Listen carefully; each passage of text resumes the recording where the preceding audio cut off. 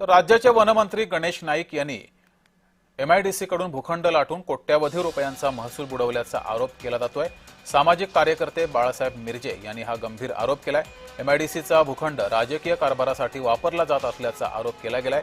गणेश नाईकांनी शासनाचा कोट्यावधींचा महसूल बुडवून 100 कोटी रुपयांचा घोटाळा केला असल्याचा आरोपही बाळासाहेब मिरजे यांनी केलाय।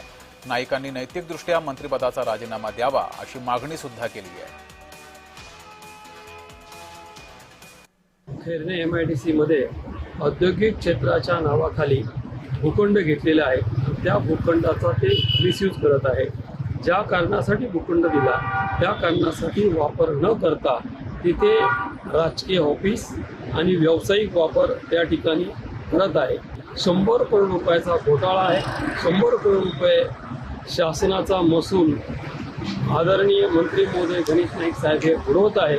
याची चौकशी झाली पाहिजे, त्याची स्थळपाणी झाली पाहिजे। हे करत नाही। नक्की या 100 करोडला जबाबदार कोण असा माझा सवाल आहे।